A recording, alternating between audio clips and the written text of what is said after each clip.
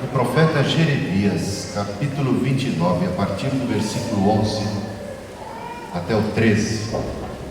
Palavra do Senhor saindo da boca do profeta Jeremias. É o Senhor quem fala agora. Ouça o que diz o Senhor. Eu é que sei que pensamentos tenho a vosso respeito, diz o Senhor.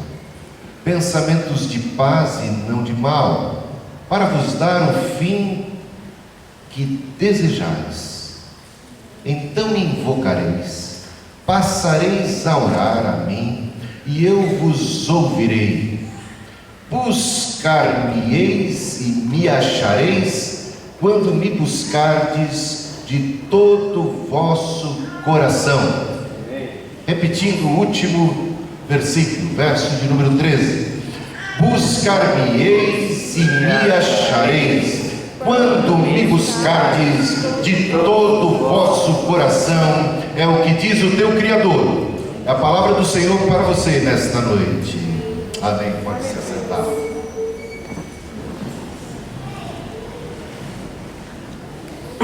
Buscar-me-eis e me achareis. Buscar-me-eis e me achareis quando me buscardes de todo o coração.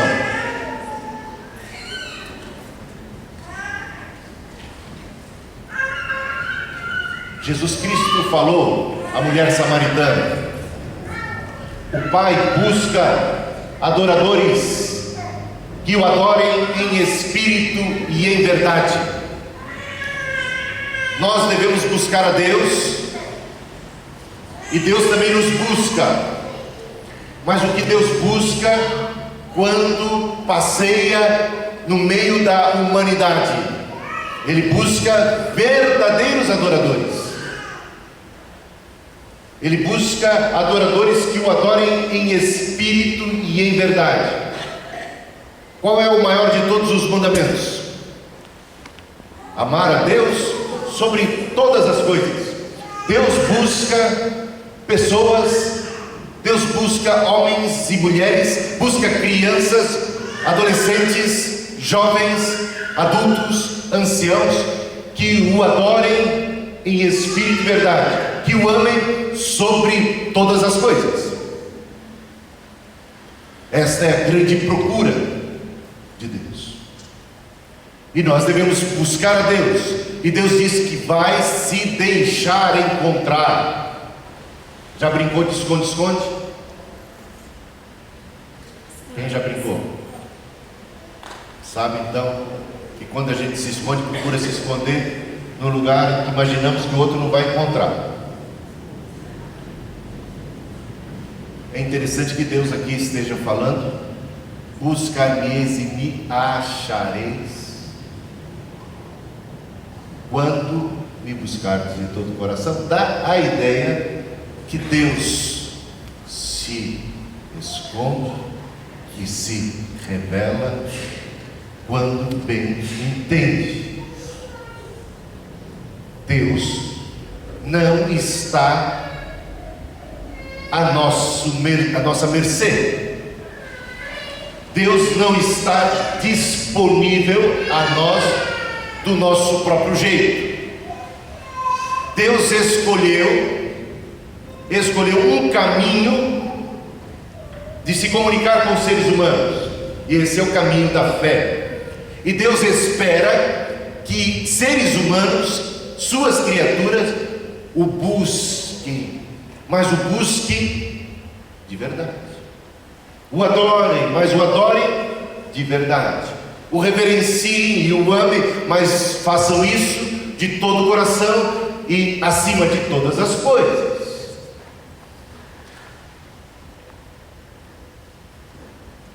Deus, a propósito, escolheu revelar-se àqueles que o buscam de todo o coração. Buscar-me-eis e me achareis, quando me buscardes de todo o vosso coração, é o que diz o Senhor. Serei achado de vós, é o que ele diz no começo do capítulo, do versículo 14. Serei achado de vós, eu me deixarei encontrar, eu me manifestarei a vocês, eu como que me revelarei, você me achará, quando eu perceber que a atitude tua de coração é uma atitude forte. Jesus andou buscando pessoas quando ele esteve aqui. Ele veio buscar e salvar os que estavam perdidos. E a gente nota claramente algumas coisas muito interessantes, que quando Jesus chamava alguém, esse alguém jamais podia titubear. Titubeou, vacilou, já ficou para trás, já não é digno dele. Lembram de várias passagens assim?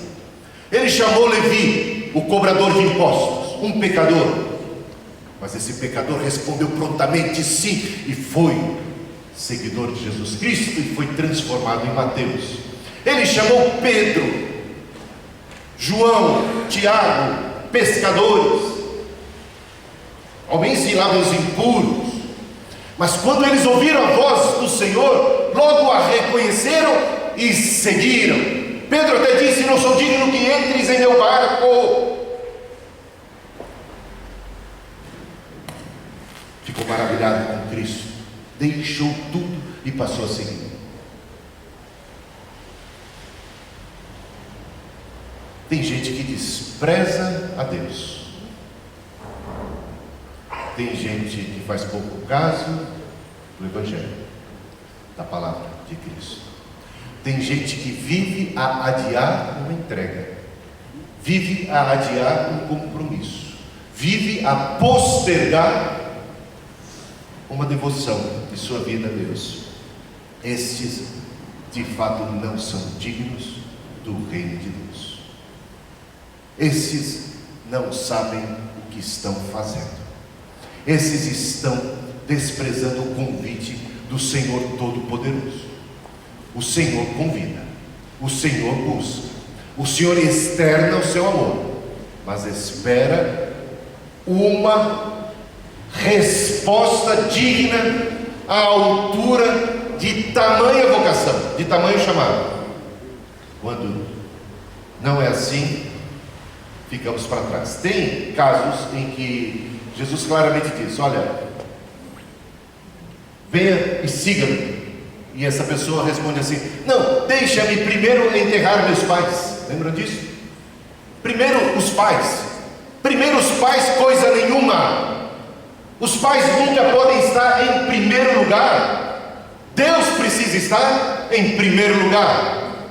Primeiro a esposa. Não, a esposa não pode estar em primeiro lugar. Deus precisa estar em primeiro lugar. Se existe um Deus neste mundo, se Ele é o nosso Criador, o lugar dele no nosso coração e na nossa vida é o número 1. Qualquer coisa inferior é sujeira com Deus, que vai se reverter em sujeira para a nossa própria existência. Ou cremos ou não cremos, ou sim ou não. O que passar disso é de procedência maligna, é engano, é mentira do diabo. Estamos brincando com coisa séria.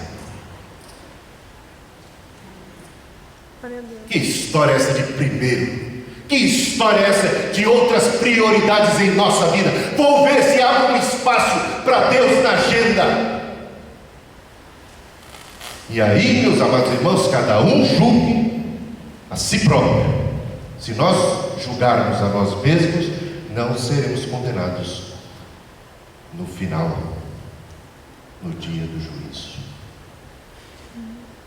Se estamos dando primazia, prioridade a Deus, se nossa busca de Deus é de todo o coração, se o amamos sobre todas as coisas,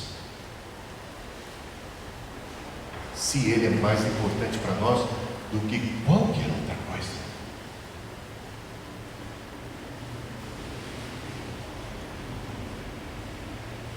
Falamos hoje sobre Zaqueu. Zaqueu era um pecador terrível, contumaz, mas um dia teve um despertamento. Ele quis conhecer a Jesus, mas ele não quis conhecer a Jesus mais ou menos. Perceba que quando nós queremos nos aproximar de Deus, obstáculos aparecem. E esses obstáculos aparecem a propósito, não é o diabo só não.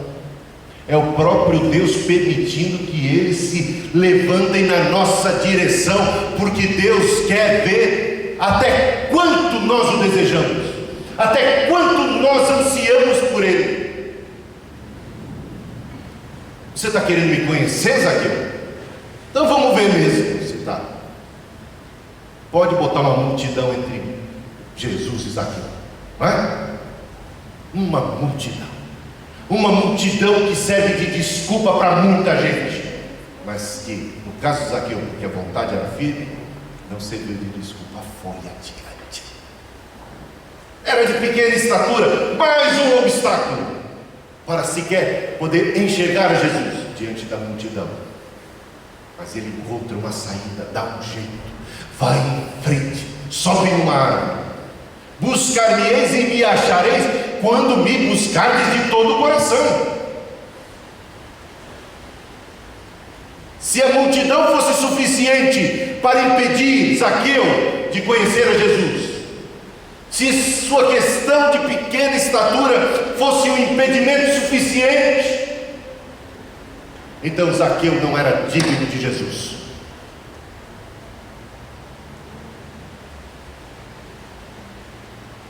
Precisamos atentar para essas coisas.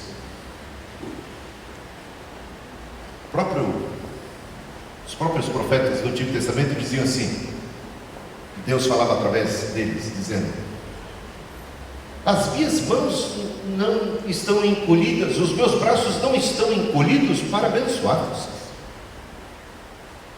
estão estendidos, mas os vossos pecados fazem separação entre vós e o vosso Deus. Portanto, existem coisas que deixam de acontecer, não porque Deus quer, não porque foi plano de Deus, mas simplesmente porque nós fomos relapsos, porque nós não priorizamos as coisas de Deus, porque nós não ansiamos pelas coisas de Deus e não as buscamos como coisa número 1 para nós. A gente tem que pedir, a gente tem que bater, segundo Jesus ensinou, a gente tem que buscar para poder achar, para poder ter uma porta aberta, para poder encontrar. Pedir, bater, buscar é algo que Deus espera que façamos. E quer que nós façamos isso com diligência. Quer então também que nossas orações sejam incessantes, persistentes, permanentes. Ele nos prova durante o decorrer de nossa existência. Por quê? Porque o que Ele busca, afinal de contas, no meio de toda esta grande multidão, são seres livres, como somos nós, criados à imagem e semelhança de Deus, que optem, que abram o seu coração de livre e espontânea vontade, que façam escolhas e decisões em direção a Deus, em resposta ao amor de Deus, que correspondam ao seu amor, que correspondam ao seu chamado. Busca verdadeiros adoradores que o adorem em espírito, que o adorem em verdade.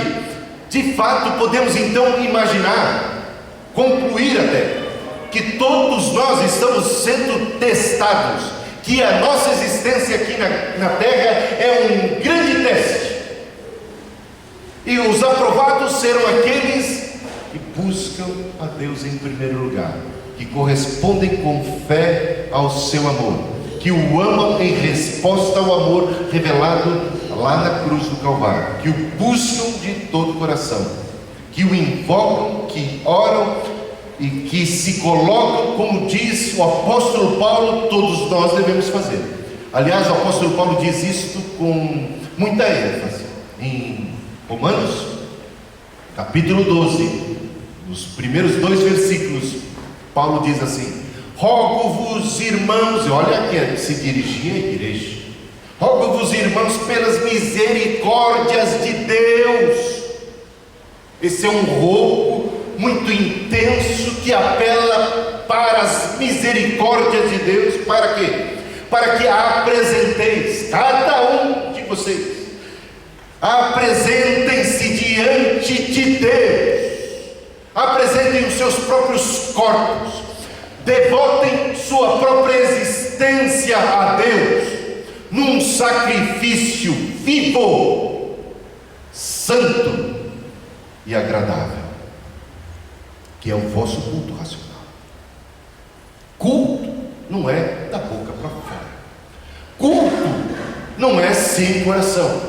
Culto não é assistir e ouvir a palavra. Culto é esta devoção da alma da gente aos pés do único Deus Criador. E ele diz: para que experimenteis, não tem mais ainda, e não vos conformeis com este mundo, não vos conformeis, não assumam a forma do mundo,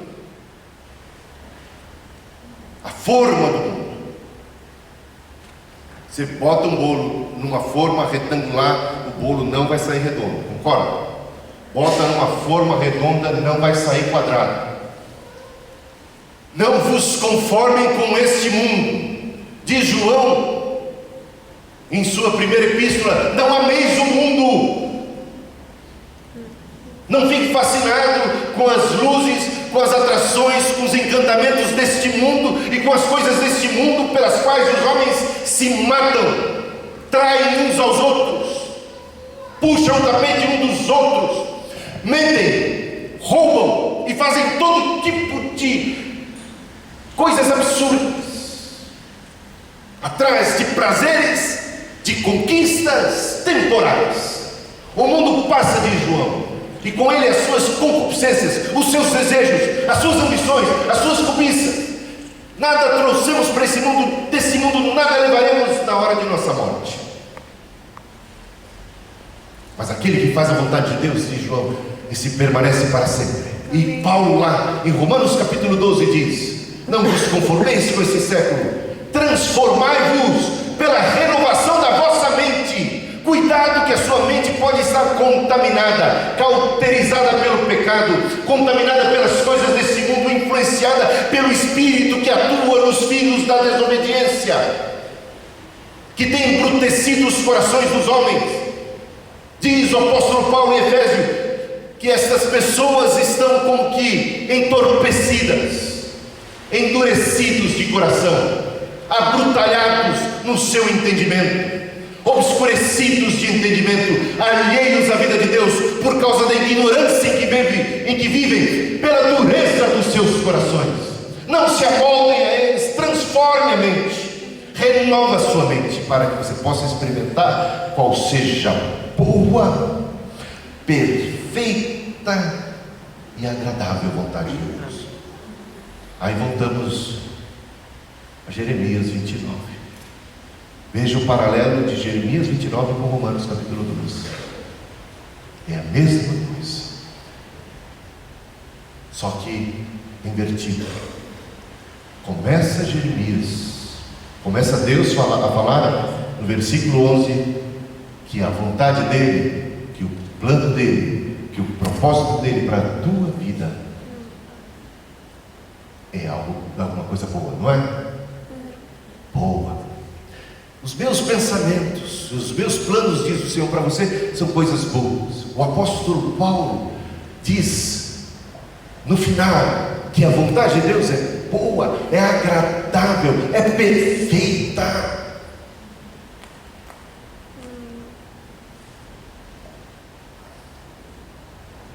Eu sei, diz o Senhor, que pensamentos tenho a vosso respeito, pensamentos de paz e não de mal, para vos dar o fim que desejais. Até isto conversávamos hoje na escola dominical, sobre o que é certo pedir e o que é certo buscar. Entendemos que a prioridade do nosso buscar deve ser coisas espirituais. Busque em primeiro lugar o reino de Deus e a sua justiça, diz o Senhor. As demais coisas serão acrescentadas. As demais coisas também fazem parte do pacote. As demais coisas não são supérfluas, Deus sabe. que delas necessitamos. Deus sabe que necessitamos de uma casa, que necessitamos do alimento, que necessitamos de roupa. Deus, inclusive, sabe de anseios, de aspirações que Ele reconhece serem legítimas em nossa vida. Ele não despreza isso. Ele só fica chateado quando a gente busca essas coisas em primeiro lugar. E muitas vezes faz de Deus um veículo, um meio, um gênio da lâmpada, provedor de tais coisas, e as tais coisas é que estão em evidência. Isso seria uma distorção da nossa lista de prioridades. Mas certamente quando buscamos a Deus em primeiro lugar, temos da parte de Deus um cuidado, uma provisão de todas as demais coisas.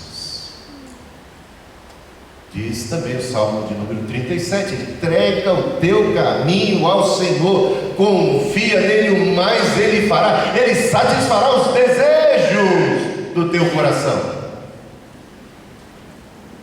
Quando entregamos o nosso caminho ao Senhor, os desejos do nosso coração também passam a ser mais puros, concordam? Ele vai satisfazer. Diz lá João, é muito interessante entendermos o Evangelho de João, uma frase de Jesus que está bem dentro desse contexto. João capítulo 15, versículo 7 diz assim, Jesus falando: se as minhas palavras estiverdes em vós, e vós estiverdes nas minhas palavras, opa, lá vem uma boa promessa, hein? Depois dessa condicional. E a boa promessa é: pedireis o que quiserdes e vos será feito. Oba, posso pedir o que eu quiser para Deus e ter a garantia da parte dele que vai ter concretização. Mas lembra da condicional? Se as minhas palavras estiverem em vocês e vocês estiverem nas minhas palavras, de modo que a comunhão sua com o seu Deus, com o seu Senhor Jesus Cristo seja muito boa, isto garantirá que seu pedido também será bom. O apóstolo Tiago, na sua carta, ele diz assim: você não tem porque você não pede. Pedir e recebereis. Você não tem porque você não pede. Aí alguém já deve ter dito assim: mas apóstolo Tiago, tem uma série de coisas que eu pedi e não recebi. E Tiago já vem e responde na sequência: você não recebeu porque você pediu mal, para esbanjar nos deleites e prazeres, coisas vãs, fúteis. Não estava cumprindo a condicional: se as minhas palavras estiverdes em vós e vós estiverdes nas minhas palavras, pedireis o que quiserdes e vos será feito. Certamente Deus atende nossas orações que estão de acordo com sua vontade. Esta é a certeza que temos em João, na quase primeira João capítulo 5, quase os últimos versículos. Esta é a certeza que temos, que se pedirmos qualquer coisa segundo a sua vontade, Ele nos atende. Essa é a certeza que temos, segundo a sua vontade, Ele nos atende. E a vontade de Deus é boa. Às vezes a gente tem medo de entregar o nosso caminho ao Senhor. Como diz o Salmo 37, entrega o teu caminho ao Senhor, confia nele, o mais ele fará, ele satisfará os desejos do teu coração. A gente tem medo às vezes de entregar a escolha da pessoa amada nas mãos de Deus. Pode ser que ele tenha mau gosto, que ele tenha nos assustar, não é? Mas se ele é teu Criador, ele te conhece, concorda comigo? E te quer bem. Confia no Senhor, entrega o teu caminho ao Senhor, busca o Senhor de todo o coração, Ele satisfará os desejos do teu coração. Os meus pensamentos, diz o Senhor, são bons, a minha vontade é perfeita, é agradável aquilo que eu tenho para você. Você não vai ficar frustrado. No final das contas você vai ficar muito feliz. E pode ser frustrado, e por vezes acontece quando você insiste em algo que você julga o melhor para a sua própria vida e não quer que esse algo passe pelo crivo da palavra de Deus ou da vontade de Deus. Eu sei de alguém que no passado disse assim para Deus, não dessa igreja, muito distante de vocês, me disse assim: mamãe, ela tinha 18 anos de idade, ore para que o meu casamento com fulano de tal dê certo. Não ore para que seja feita a vontade de Deus, ela claramente disse isso. Ore para que dê certo.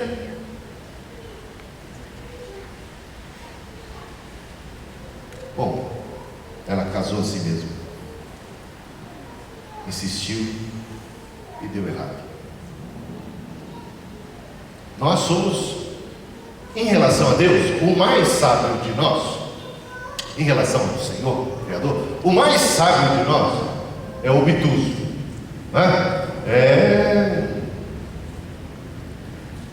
É uma topeira, concorda? O mais sábio de nós, perto de Deus, em comparação a Ele, deveríamos nos render à sua sabedoria e confiar que Ele tem o melhor para nós. Ele vai nos ajudar. A grande maioria das pessoas tem uma pulga atrás da orelha em relação a Deus, só que isso é inconfessável. Eles não confessam, isso não se manifesta em palavras, isso não está externado, é só a atitude que revela como as pessoas são desconfiadas em relação a Deus. Aliás, quando se deparam com uma tormenta, como os discípulos, que ainda estavam em fase de crescimento espiritual, se sentem abandonados por Deus, interpretam aquela tormenta como um sinal do descaso divino, já se sentem à mercê do capeta, do demônio e de todas as intempéries, vicissitudes da existência humana. Somos como um joguete nas mãos dos homens e da circunstância. Onde está Deus?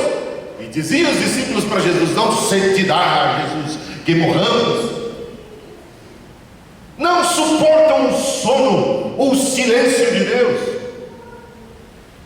Não conseguem permanecer em pé diante das crises e das tribulações. Vacilam, porque não confiam no Senhor.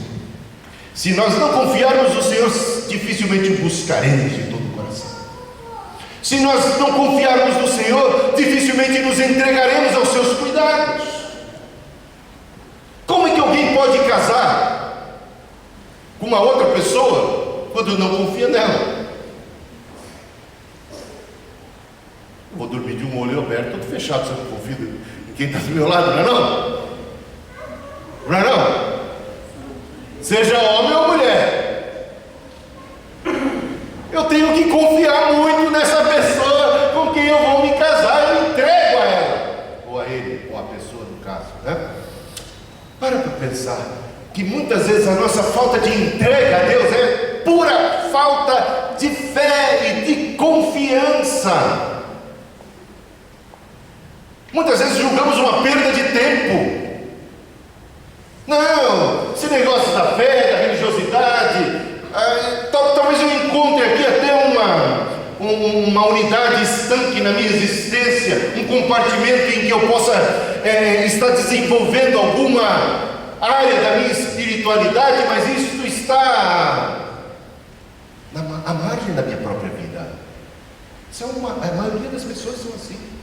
Não sei se falo diretamente a você, se esse é o seu caso. Eu não quero julgar quem quer que seja. Eu não penso em quem quer que seja quando eu prego esta mensagem. Aliás, eu falei sobre isso de manhã e não estava falando nada disso que eu estou falando agora. Eu creio firmemente que o Espírito Santo é que na sua soberania usa e fala a cada coração. E quem tem ouvidos ouça o que o Espírito diz. Amém. À igreja. E eu não vou me alongar mais, mas então me invocareis, passareis a orar a mim, e eu vos ouvirei. Buscar-me-eis e me achareis quando me buscardes de todo o vosso coração.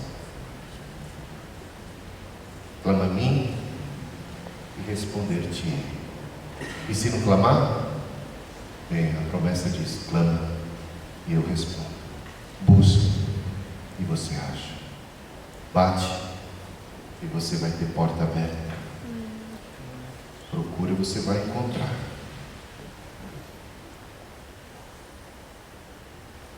Salmo 63, e teve aquela canção que nós cantamos sobre a ânsia, o anseio, a sede de Deus, né? A minha alma anseia por ti. Diz o salmista que a alma dele ansiava por Deus, desejava Deus. Ele fala como um animal, uma corça que está no deserto sem água. Quando a gente está com muita sede, a gente não busca outra coisa senão a água, concorda? Quando a gente está com muita fome, e se alguém aqui já um dia passou muita fome, pode saber do que eu estou falando. Eu já senti muita sede. Diz o salmista: a minha alma anseia por ti, como uma corça grita e clama por correntes d'água quando ela se encontra longe deles, num deserto, numa terra sedenta.